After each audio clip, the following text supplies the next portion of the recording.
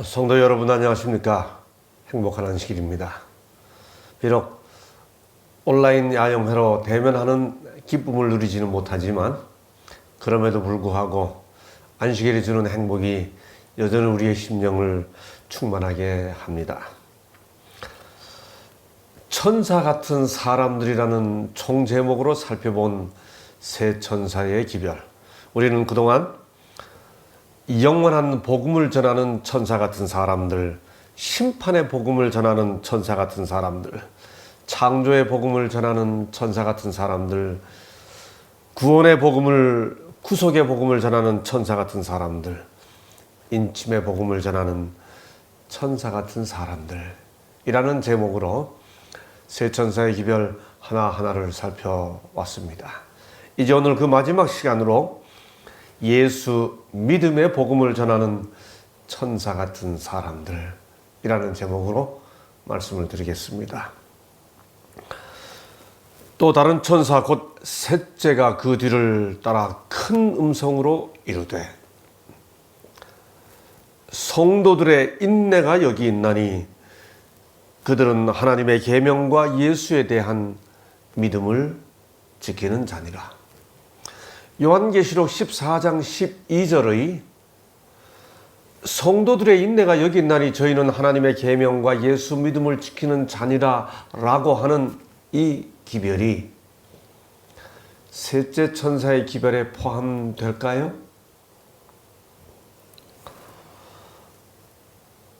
와이슨 가리 뽑은 기별 2권 117쪽에서 셋째 천사는 공중에 날고 있는 것으로 상징되었으며 큰 음성으로 저희는 하나님의 계명과 예수 믿음을 지키는 자라고 외치고 있다. 첫째와 둘째와 셋째 천사의 기별은 모두 연결되어 있다 라고 말함으로써 계시록 14장 12절이 셋째 천사의 기별의 일부임을 분명히 하고 있습니다. 또다시 그는 대쟁투 453쪽에서 이렇게 설명합니다.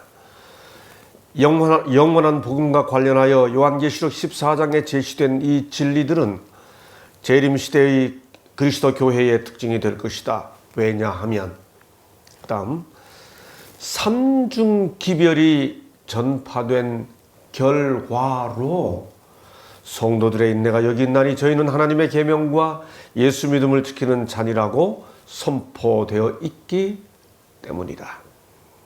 그러니 이 구절 또다시 한 번 더 읽으면 성도들의 인내가 여기 있나니 저희는 하나님의 계명과 예수에 대한 믿음을 지키는 자니라. 제가 개역 개정으로 읽었습니다.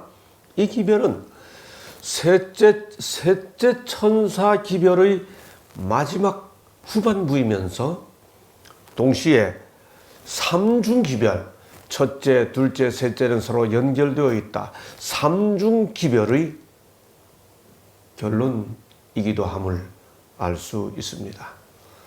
오늘 2021년 야영회가 마치는 이 마지막 안식일에 세 천사의 기별의 마지막으로 이 삼중기별의 결과로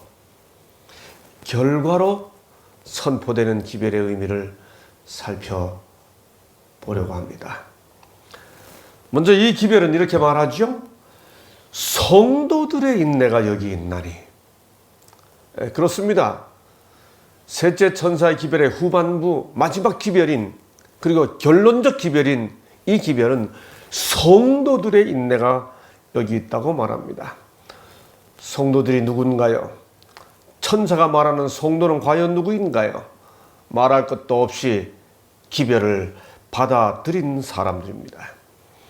우리는 요한계시록 13장과 14장의 문맥 속에서 하나님의 기별을 받아들인 사람들은 결국 하나님의 인을 받은 사람들임을 확인했습니다. 짐승의 권세가 압도적이었습니다. 그 영향력이 세계를 지배합니다. 그 짐승의 권세가 나라와 권세와 백성과 방언들을 다 장악하고 있습니다. 바로 그럴 때 똑같은 대상들을 향해 천사의 기별이 선포되고 그들은 짐승의 표가 아니라 하나님의 인을 받습니다. 그렇죠. 짐승의 권세와 영향력이 아무리 커도 여전히 짐승의 표가 아니라 하나님의 인을 받는 자들이 있죠. 세제 천사는 그들을 성도라고 부릅니다. 그런데 여기서 한 단계 더 깊이 들어가 볼 필요가 있습니다. 한 주일 내내 반복해서 거듭해서 말씀드렸던 것처럼 이 기별을 전하는 천사가 누구인가요? 기별을 전하는 사람들이죠. 우리들이죠. 하나님의 인을 받아야 하고 받은 사람들입니다. 그렇다면 결국 이 기별을 전하는 사람들을 바로 그들이 성도들이죠. 예, 여기 기별을 전하는 사람들 아주 실제적인 의미에 있어서 바로 그 기별을 전하는 천사 같은 사람들, 바로 그들의 특징, 그들의 특징이 성도, 그들이 바로 성도이고 그들의 특징을 이 본문이 묘사하고 있고 천사가 외치고 있는 거지요. 그런데 이 기별에서 이 기별이 외치는 성도의 특성, 그 덕목에 있어서 특별한 것 한 가지가 강조되죠. 성도들의 인내가 여기 있나니. 예, 저도 이 기별 전하면서 정말 이렇게 인내를 깊이 생각했습니다. 하나님의 인은 하나님의 이름이죠. 하나님의 이름은 곧 하나님의 성품을 나타냅니다. 베드로후서 1장 5절로 7절에 보면 이미 말씀드렸던 것처럼 인간이 하나님의 영역에 참여할 수 있는 것이 선포되지요.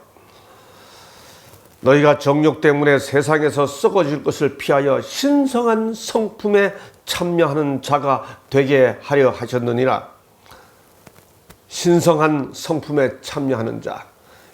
이전 개역에 의하면 신의 성품에, 또 다른 역본들에 의하면 하나님의 성품에 참여하는 자.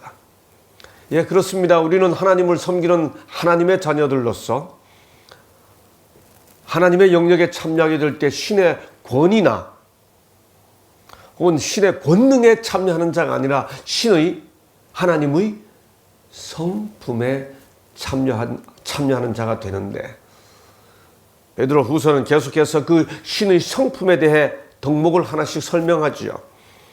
그러므로 너희가 더욱 힘써 너희 믿음의 덕을, 덕의 지식을, 지식의 절제를, 절제의 인내를, 인내의 경건을. 예, 이 모든 내용들이, 이 모든 덕목들이 하나님의 성품에 참여하는 자들이 이루어가야 할, 이 체인처럼 서로 연결해서 나타내야 할 신앙 덕목들이죠. 그런데 셋째 천사는 그 덕목들 중에서 특별히 인내를 강조하고 있습니다. 왜 그럴까요? 사실 그것은 요한계시록 13장과의 맥락 속에서 살펴보아야 합니다. 이미 여러 번 반복해서 말씀드린 것처럼 요한계시록 13장은 첫째 짐승이 용의 권세를 받아 온 세상을 다스리죠. 그래서 사람들이 첫째 짐승을 섬기는 것이 곧 용을 섬기는 것이 되지요. 예, 그렇게 해서 이 땅에 사는 자들이 다 그 짐승을 경배하게 됩니다. 그 영향력이 너무나 압도적이기 때문에 모든 사람들이, 나라와 족속과 백성과 방언이 똑같은 네 단어라고 그랬죠. 이 세천사 기별이 전해져야 하는 대상과 나라와 축속과 백성과 방언이 다 그 짐승을 경배하게 됩니다. 그런 상황에서 계시록 13장 10절 사로잡힐 자는 사로잡혀 갈 것이요 칼에 죽을 자는 마땅히 칼에 죽을 것이니 그 다음 성도들의 인내와 믿음이 여기 있느니라. 성도들의 인내는 계시록 13장 10절에서 이미 선포되었습니다. 셋째 천사는 지금 그 사실을 다시 한번 강조하고 있는 것이죠. 천사는 다시 이렇게 외칩니다. 성도들의 인내가 여기 있나니 그들은 하나님의 계명을 지키는 자니라. 하나님의 계명을 지키는 자니라. 아니 계명이 하나님의 계명이 있지 또 무슨 다른 계명이 있습니까? 있죠. 우리 주님께서 이 땅에 계실 때도 하신 말씀 사람의 계명으로 교훈을 삼아 가르치니 나를 헛되이 경배하는도다.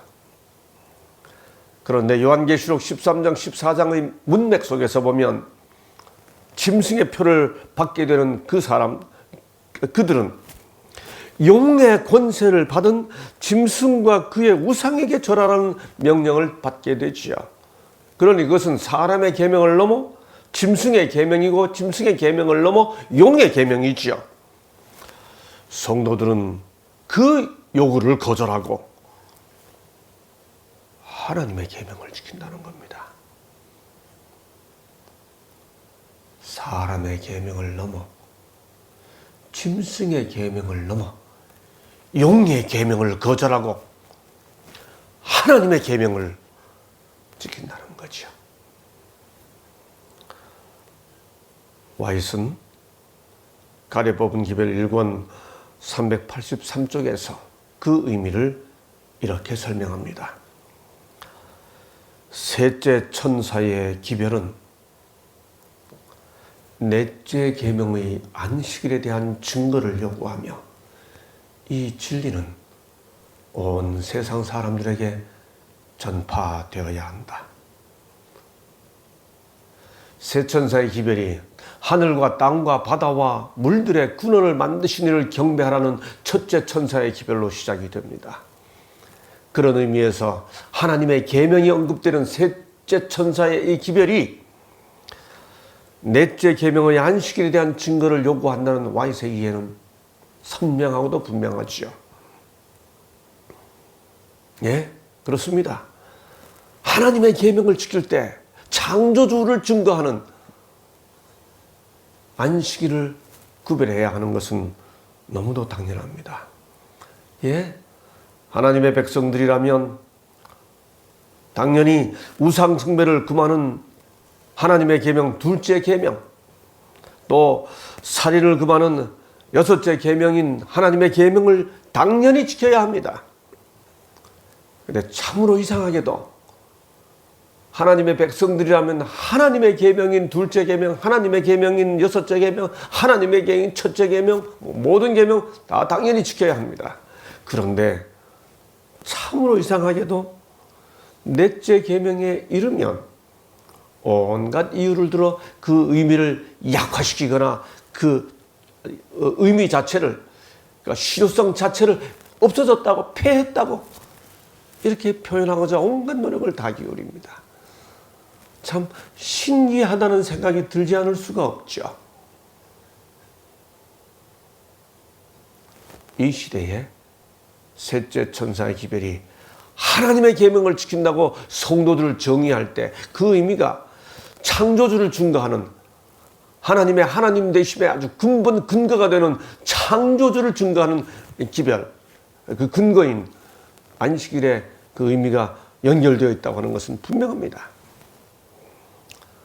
그런데 우리는 여기서 또 한 번 한 단계 깊이 들어가 보죠. 하나님의 인으로서의 안식일. 이제 성도가 우리니까 이 기별을 전하는 우리들이 셋째 천사의 기별, 하나님의 계명을 전하는 사람들이니까 우리는 당연히 안식일을 지키라고 하는 것을 가르치고 선포할 뿐만 아니라 우리 자신들이 진정한 의미에서의 하나님의 계명을 지키는 자들이 되어야 하니까. 그렇죠.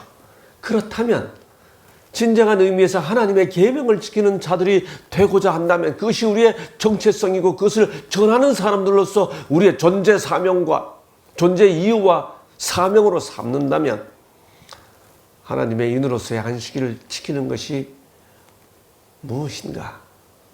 우리 자신들에게 적용시켜 보아야지요. 그것이 다만 토요일 오전 대예배에 참석하는 것으로 그 의미가 다 구현되는가? 예배 안 드려야 된다는 말이 아닙니다. 당연히 예배 드려야 합니다. 그런데 대예배 참석하는 그것만으로 그 시간 1시간 잠시 들렀다가 아니 2시간 반 잠시 들렀다가 다시 마치 빠져나오는 것처럼 사는 삶으로 거기 들렀다는 사실이 그 시간의 어떤 영역에 들렀다는 사실이 그것만으로 인이 되는가 하는 거죠. 우리 자신들을 살펴보자는 겁니다. 삶으로 이어져야 되지 않겠습니까? 그나마 성전, 교회 출석 예배가 중단된 이 코로나 시대는 어떠한가요? 인터넷에서 설교 한 편 골라 들으면 그게 하나님의 계명을 지킨다고 하는 것을 과연 온전히 충족하는 것인지 안 하는 것보다야 낫죠. 예, 하나님의 계명을 온전히 지킨다는 말의 의미, 그것은 성령의 역사로 인한 창조 세계관으로 안식일 계명이 요구하는 대로 창조주 하나님을 섬기는 그 삶의 모양으로 옮겨져야 되지 않겠습니까? 그렇게 바뀌어야 되지 않겠습니까? 예, 그렇게 사는 우리들이라면 우리 주위 사람들이 이 진화론이 지배하는 삭막한 경쟁이 지배하는 이 세상에서 창조 세계관으로 살아가는 사람들, 그렇게 살아가는 우리들에게 안식일은 바로 그렇게 살아가는 삶의 표징이 되겠죠. 그렇게 되면 우리 주위 사람들이 우리 때문에 어쩌면 안식일을 더 기다리는 상황이 오게 되겠죠. 그렇게 우리의 사상이, 우리의 삶이 완전히 인박혀 하나님의 인으로서의 안식일을 지키는 사람들, 하나님의 계명을 지키는 자들. 와이스는 그런 의미에서 다음 같은 의미 깊은 설명을 하고 있습니다. 불신자들은 어떤 부류의 사람들에게 보다도 하나님의 계명과 예수 믿음을 지키노라고 공언하는 자들에게, 요한계시록 14장 12절이잖아요. 저들의 모순이 없는 생애, 경건한 모본 및 활동적인 감화력으로서 저들이 대표하고 있는 사업을 증진시키고 영화롭게 하는 것을 기대할 권리를 가지고 있다. 아주 쉽게 표현하면 불신자들은 어떤 누구보다 이 기별을 지킨다고 공언하는 사람들, 이 기별을 지키라고 선포하는 사람들, 바로 그들에게서 하나님의 계명을 지키며 사는 삶의 모습을 기대할 권리를 가지고 있다, 그 말입니다. 바로 그것입니다. 모순이 없는 생애, 경건한 모범 및 활동적인 감화력으로서 바로 하나님의 계명과 예수 믿음을 지킨다고 하는 그들에게서 불신자들이 기대할 권리를 가지고 있는 것은 뭐예요? 그저 어느 한 날의 시간에 들러 예배를 드리는 그 모습과 함께 그것으로 인해 나타나지는 모순이 없는 생애, 그것을 기대할 권리를 가지고 있다는 거지요. 하나님의 계명을 지키는 자, 이 기별은 누구에게 가르치고 누구에게 선포해서 이날이 아니고 저날에 예배 드려야 된다고 하는 사실을 그저 선포하는 것으로 끝나고, 새천사의 기별은 우리끼리 모여서 연구하는 것으로 끝날 게 아니고 나라와 족속과 백성과 방언에게 모순이 없는 우리들의 삶의 모습으로 증거하고 가르쳐야 할 기별이기 때문에 그런 것이죠. 야고보 사도는 그래서 이렇게 말합니다. 너희는 말씀을 행하는 자가 되고 듣기만 하여 자신을 속이는 자가 되지 말라. 누구에겐가 가르치기 위해서가 아니라 우리 자신들에게 적용해야 할 기별이죠. 자유롭게 하는 온전한 율법을 들여다보고 있는 자는 듣고 잊어버리는 자가 아니요 실천하는 자니. 저도 이 말씀을 준비하면서 이 말씀을 묵상하고 명상하면서 정말 이것이 우리 자신에게 어떻게 적용되어야 할지, 새천사의 기별이 우리와는 상관없이 어딘가 가르치고 선포해야 되는 어떤 기별로만 제한될 것이 아니고 우리 삶의 상관관계 속에서 우리 삶의 relevance, 우리를 변화시키고 우리를 행복하게 해주는 기별이 되어야 하지 않겠습니까? 그래서 듣고 잊어버리는 자가 아니요 실천하는 자니. 이 기별은 계속해서 이렇게 말합니다. 성도들의 인내가 여기 있나니 그들은 하나님의 계명과 예수에 대한 믿음을 지키는 자니라. 다시 와이스는 이렇게 설명합니다. 셋째 천사의 기별은 조금 전에 인용했던 바로 그 인용입니다. 넷째 계명의 안식에 대한 증거를 요구하며 그 진리는 온 세상 사람들에게 전파되어야 한다. 그러나 매력의 가장 큰 핵심이 되시는 예수 그리스도를 셋째 천사의 기별에서 제외해서는 안 된다. 와우. 셋째 천사의 기별은 넷째 계명에 대한 증거를 요구하는데 와이스는 이어서 설명하기를 이 기별에서 매력의 가장 큰 핵심은 예수 그리스도라는 겁니다. 셋째 천사의 기별에서 가장 매력적인 포인트는 예수 그리스도라는 겁니다. 그런데 이 기별을 전하는 사람들의 실상이 어떠하냐? 와이스는 다시 이렇게 말합니다. 그러나 이 시대를 위한 사업에 종사하는 많은 자들, 누구예요? 저 같은 사람입니다. 목회자들, 또 교사들, 또 우리 모든 교우님들. 그러나 이 시대를 위한 사업에 종사하는 많은 자들에 의해 그리스도께서 둘째 자리로 밀려났으며 이론과 논쟁이 첫째 자리를 차지하게 되었다. 새 천사의 기별을 전하는 사람들이, 특별히 셋째 천사의 기별을 전하는 사람들에게서 특별히 이것이 넷째 계명과 연관된 안식일 기별이라고 하는 사실을 가르치고 선포하는 사람들에 의해 이 기별의 가장 매력적인 포인트, 핵심인 예수께서 둘째 자리로 밀려나고 이론과 논쟁이 그 자리를 차지하고 있다는 겁니다. 이 설명은 우리를 깊이 성찰하게 만들어줍니다. 정말 우리는 새 천사의 기별을 전하면서, 셋째 천사의 기별을 전하면서, 특별히 안식일 기별을 전하면서 매력의 가장 포인트인 그리스도보다 이론과 논쟁이 첫째 자리를 차지하도록 하지 않았는가? 놀랍게도요, 이 기별을 어떻게 이해해야 되는가 하는 것에서조차도 이론과 논쟁이 첫째 자리를 차지하고 있죠. 이 구절, 예수 믿음, 우리 성경 본문 원어로 피스티스 예수스,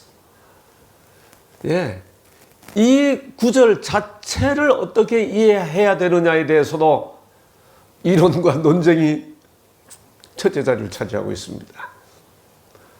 예, 이 성경 역본에서도 많은 사람들이 이걸 가지고 논쟁을 하죠.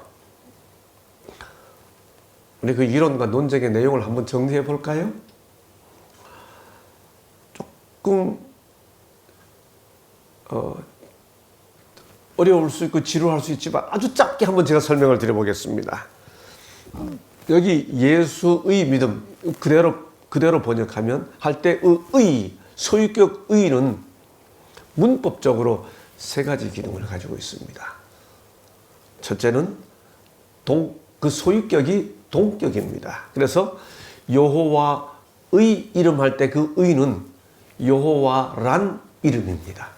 성경에서 여호와의 이름을 불렀더라 하는 말은 여호와께서 또 다른 이름을 가졌다는 뜻이 아니고 여호와란 이름을 불렀더라 라는 뜻이죠. 두 번째는 주격 소유격이라고 합니다.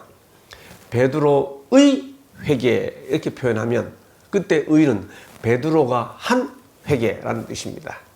그렇죠. 세 번째는 목적격 소유격이라고 해서 예를 들어 아벨의 살인자라고 하면 아벨을 죽인 살인자. 그때 의는 을이라는 뜻이죠. 아벨을 죽인 살인자. 목적격입니다. 그렇다면 예수의 믿음 할 때 그 의는 이 셋 중에 뭐냐 하는 겁니다.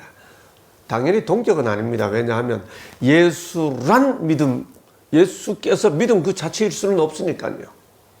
믿음은 수단이지 예수 그분이 곧 믿음이 아니시잖아요. 그렇죠? 그러므로 남는 것은 두 가지입니다. 늘 논쟁에 그야말로 예수 그리스도 그분 자신을 어떻게 바라봐야 되고 그분을 어떻게 우리의 주님으로 모셔야 되고 이거보다 이 구절에서 예수 믿음 할 때 이 구절이 예수께서 가지신 믿음 주격으로 봐야 되느냐 예수를 믿는 믿음으로 봐야 되느냐 이것을 놓고 이론과 논쟁이 거듭되고 있습니다. 참 아이러니하지요. 과연 이 구절은 예수가 가진 믿음인가 아니면 예수를 믿는 믿음인가? 이때 예수 믿음의 의가 주격 소유격이냐 목적격 소유격이냐 논쟁이 거듭됩니다. 그래서 개혁마저도 이 논쟁을 어쩌면 지혜롭게 피하기 위해서인지 의자를 아예 빼버리고 예수 믿음을 이렇게 번역했었죠. 그걸 개혁 개정은 예수에 대한 믿음이라고 아주 확정적으로 번역해 놓고 있습니다. 이게 예수가 가진 믿음이냐 성도가 예수가 가진 믿음이냐 성도는 예수를 믿는 믿음이냐 이걸 어떻게 설명하느냐에 따라 이 논쟁이 성도의 어떤 그 정체성에도 정체성의 의미도 달라지고 성도가 어떤 사람이냐 하는 것을 설명하는 것도 달라지고 그렇게 하기 위해서는 예수의 그 인성과 그 다음에 우리의 그 순종과 또 품성이 주는 의미도 달라지기 때문에 논쟁이 거듭되고 이론과 논쟁이 거듭되고 있습니다.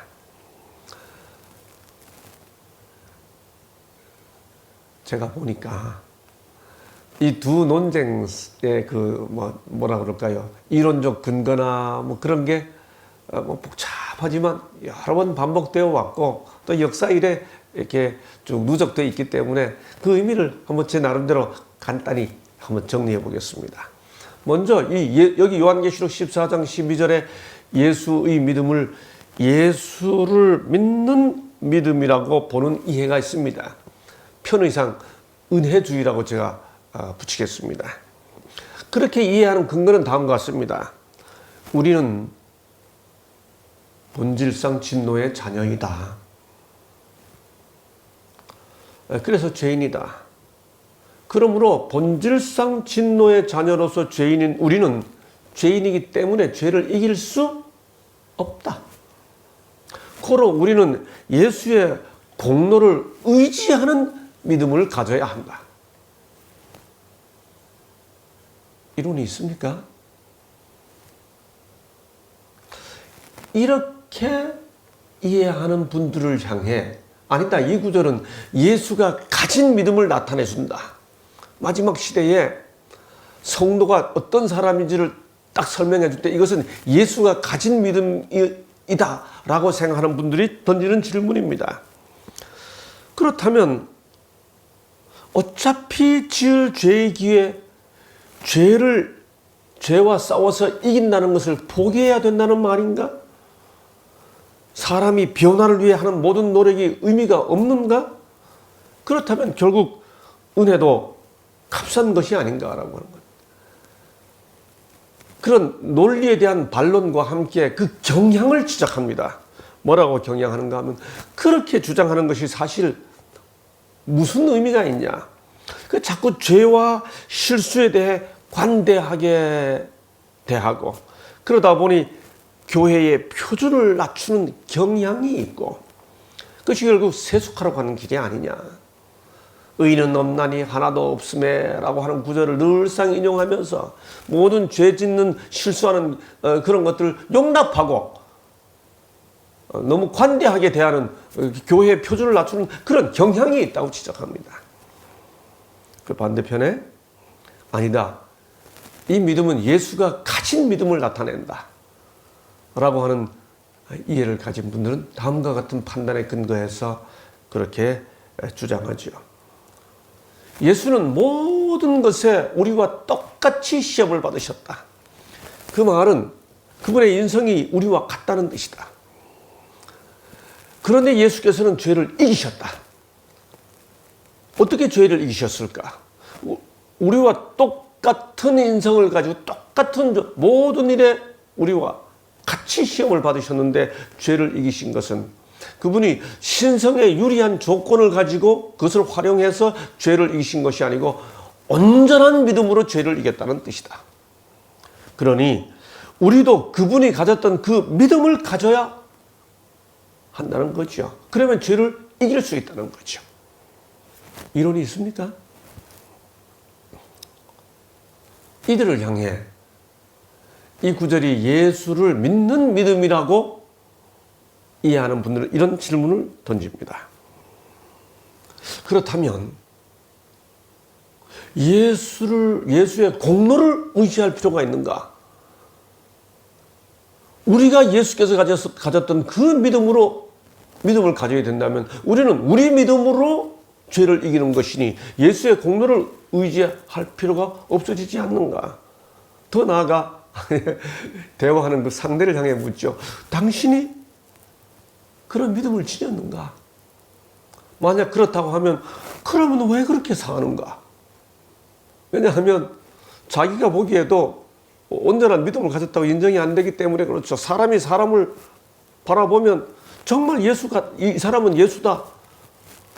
아무도 그렇게 말할 수 없잖아요. 아니다, 난 그렇게 되려고 노력한다. 그렇게 대답하면 결국 그 말은 당신도 은혜가 필요한 사람이 아니냐.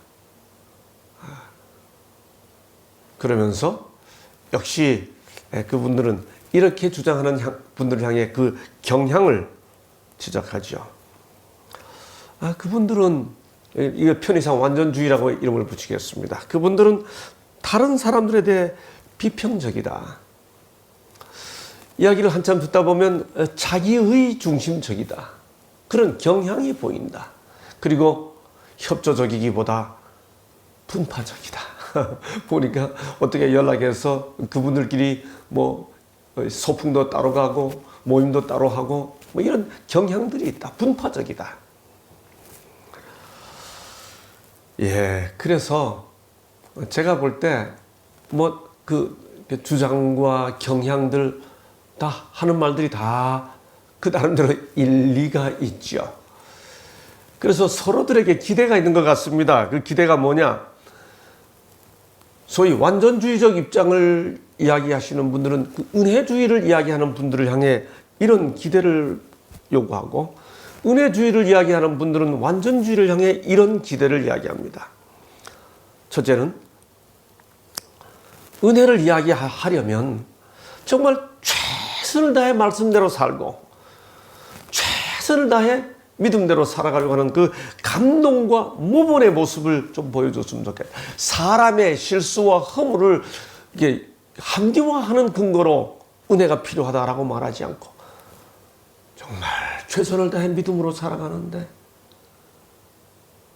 누가 봐도 누가 이야기하는 것보다 정말 죄와 싸우며 살아가는데 그럼에도 불구하고 우리는 은혜가 필요하다. 우리는 은혜로 이루어졌다. 그런 모습이 보여줬으면 좋겠다는 거죠. 최선을 다하는 모습. 반대로 은혜주의를 주장하는 분들은, 믿는 분들은, 완전주의를 이야기하는 분들을 향해 좀 따뜻했으면 좋겠다. 누구보다 교회 일을 좀 협조하고 너그러웠으면 좋겠다.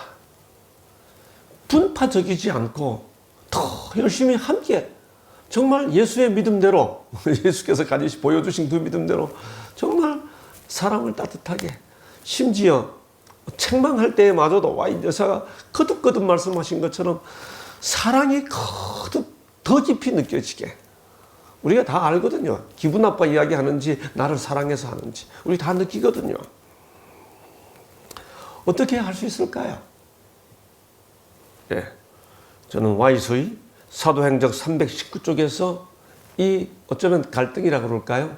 사실 다툴 필요도 없고 뭐 또 뭐라 그럴까요? 이게 서로 분리될 이유도 전혀 없습니다. 사도행적 319쪽의 권면대로 하면 어쩌면 답을 찾을 수 있습니다.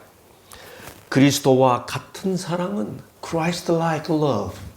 그리스도와 같은 사랑은 다른 사람들의 동기와 행위에 가장 좋은 해석을 가한다. 이것은 쓸데없이 그들의 잘못을 드러내지도 아니하고 불리한 보고에 열심히 귀를 기울이지도 아니하고 오히려 다른 사람들의 좋은 품성들을 기억하고자 노력한다. 여러분, 그래서 이론의 차이, 이해의 차이를 가지고 그들의 동기를 왜곡하거나 혹은 잘못을 드러내고 그 불리한 이야기에 귀를 기울여서 서로 이러니 저러니 하는 거, 그리스도와 같은 사랑은 그렇게 하지 않는다는 거죠. 그리고 오히려 그 동기와 행위에 가장 좋은 해석을 해준다는 거죠. 그렇게 한번 해보십시다.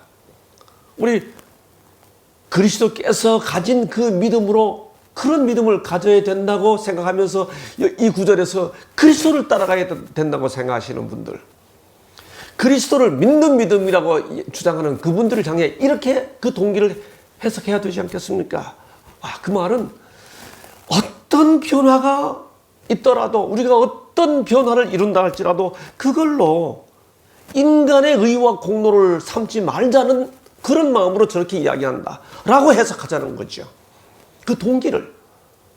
또 우리 이 구절을 예수를 믿는 믿음이라고 이야기하는 분들, 그걸 예수가 가진 믿음이라고 이야기하는 그분들을 향해 왜 그렇게 하는가? 그건 주님을 따라 죄를 이기고 주님의 품성을 담고자 최선을 다하자라는 뜻으로 저렇게 한다라고 해석하자는 거죠. 그리스도와 같은 사랑은 다른 사람들의 동기와 행위에 가장 좋은 해석을 가한다. 그들은 불리한 보고에 귀를 기울이지도 아니하고 오히려 다른 사람들의 좋은 품성들을 기억하고자 노력한다. 그렇게 해서 이 구절을 통해서도 이론과 논쟁이 남는 게 아니고 정말 가장 기별의 가장 핵심인 포인트인 그리스도가 세상에 제시되도록 해야 되지 않겠냐 하는 거죠. 새 천사의 기별을 전하는 사람들의 charming point, 가장 매력적인 포인트, attractive, 사람들을 끌어당기는 힘, 요소, 그게 뭡니까? 예수 그리스도를 높이는 거기에 있다는 거죠. 저는 그래서 재림교회 하면 정말 그리스도를 높이는 교회, 안식교인들 하면 정말 예수 사랑하고 좋아하는 사람들, 그게 우리 이미지, 우리 공동체 이미지가 되었으면 정말 좋겠습니다. 여러분, 그래서 다툴 이유가 없습니다. 서로 분리될 이유도 전혀 없습니다. 그리스도를 높이자. 하나는 그리스도의 공로를 바라보자. 하나는 그리스도를 따라가자. 그 말 아닙니까? 그래서 은혜를, 완전주의를 이야기할 때도 은혜론적 완전주의고 은혜를 이야기할 때도 그리스도를 따르자고 하는 동기로 하기 때문에 완전론적 은혜주의. 이것이 그리스도와 같은 사랑을 닮아가려고 하는 예수 믿음. 저는 그런 의미에서 그 논쟁의 요소를 빼버린 이 의자를 빼고 예수 믿음 어쩌면 그게 참 의미 있는 선택이 아니었나 하는 생각도 해봅니다. 그렇습니다. 복음은 생명 없는 학술처럼 제시할 것이 아니라 생애를 변화시키는 생동감 넘치는 능력으로 제시되어야 하기 때문에 그렇습니다. 생동감 넘치는 그 능력의 핵심이 예수 그리스도이기 때문이죠. 사람들이 진리의 이론에만 만족하고 품성의 외부적인 변화에 나타나는 바 심령에 미치는 하나님의 영의 역사하심이 결핍된다면 So what? It's meaningless. 그 이론이 옳아서 그 논쟁에서 승리해서 So what? 그래서 뭐 어떻게 하자고요?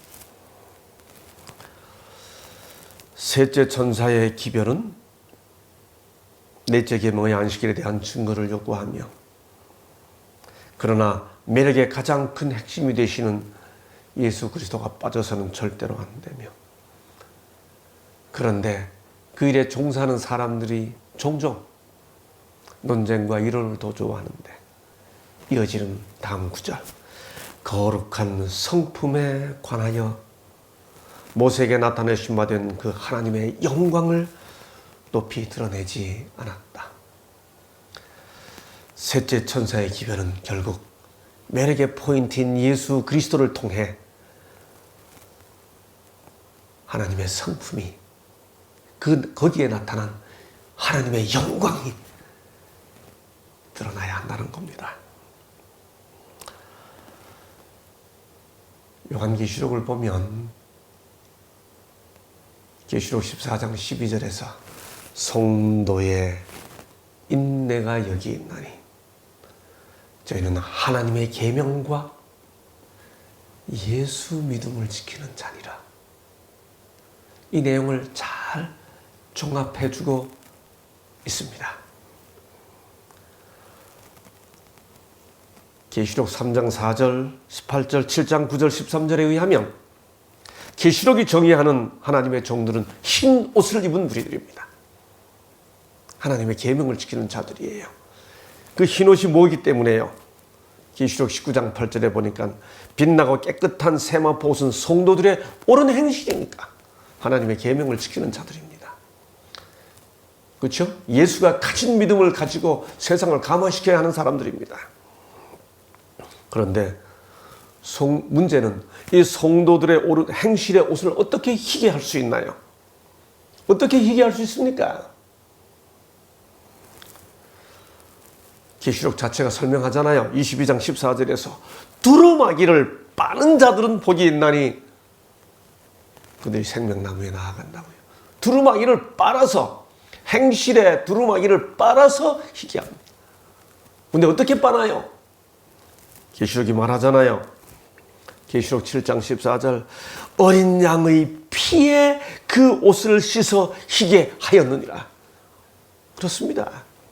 하나님의 계명을 지키고 예수 믿음을 어쩌면 계시록 전체가 이렇게 설명해주고 있지 않습니까? 교육과 수양과 의지력의 연단과 인간의 노력은 각각 상당한 역할을 합니다. 그러나 이것들이 마음을 변화시키는 일에는 무력하다. 이것들이 혹 행위의 외모를 단장할 수는 있어도 마음을 고칠 수는 없으며 생애의 동기를 깨끗게 할 수도 없다. 사람이 죄에서 벗어나서 성결해지려면 먼저 마음 속에서 움직이는 능력이 있어야 하나니 곧 위로부터 새 생명을 받아야 한다. 이 능력이 곧 그리스도이시다. 성결해져야 하는 우리의 삶의 모양과 근본적으로 변화되는 우리 마음의 동기, 그 능력이 위로부터 그리스도께서부터 온다는 설명이 얼마나 아름답게 조화를 이루고 있습니까? 종로의 계단 18쪽에 있는 말씀입니다. 이제 우리는 드디어 이해합니다. 왜 바울이 우리를 보고 변화하라 하지 않고 변화를 받으라고 했는지.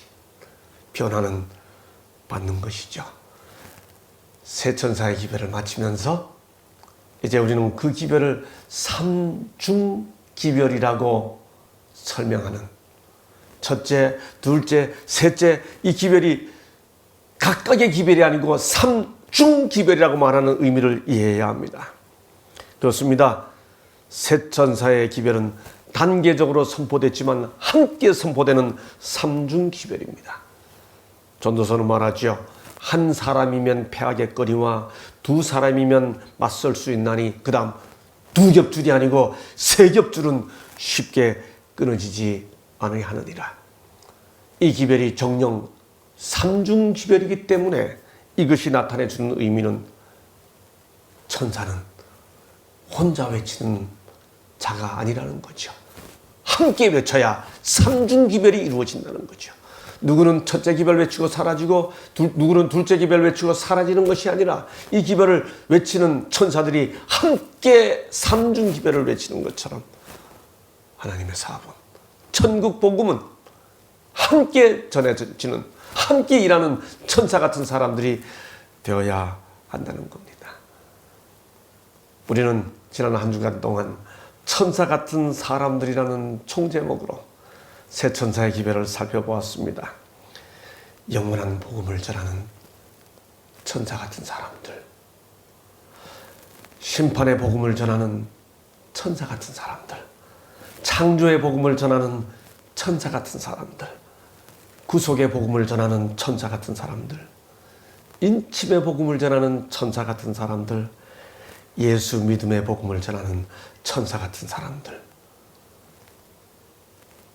바로 그 천사 같은 마음과 모습으로, 심판의 시간이 이르렀다는 기별도 영원한 복음으로, 창조주를 경배하라는 기별도 영원한 복음으로, 바벨론이 무너졌다는 기별도 영원한 복음으로, 짐승의 표에 대한 하나님의 진노의 기별도 영원한 복음으로, 하나님의 계명과 예수 믿음을 지키는 성도의 인내도 영원한 복음으로 전하는 천사 같은 우리들이 되었으면 좋겠습니다. 이렇게 천사가 외칠 때 이 기별이 너무나 소중하기 때문에 이 기별에 언급되어 있는 특별한 축복, 자금 이후로, 개역이 그렇게 표현했죠. 지금 이후로 주 안에서 죽는 자들은 복이 있도다. 주 안에서 죽는 자들은 항상 복이 있죠. 그러나 이 기별이 너무도 특별하기 때문에 지금 이후로 이 기별을 듣고 주 안에서 죽는 자들은 복이 있다. 우리가 이런 기별을 담당하는 아름다운 천사들이 되어야 하지 않겠습니까? 2021년 미주 서부 온라인 야영회를 위해 수고하신 우리 나성중앙교회 김순태 목사님과 헌신하신 모든 임원들, 그리고 이 집회에 참여하신 미국과 한국, 그리고 온라인 세계의 모든 이웃들에게 새 천사가 전하는 영원한 복음의 축복이 이제로부터 영원히 함께하기를 주의 이름으로 기원하며 2021년 서구 야영의 말씀을 마치도록 하겠습니다. 감사합니다.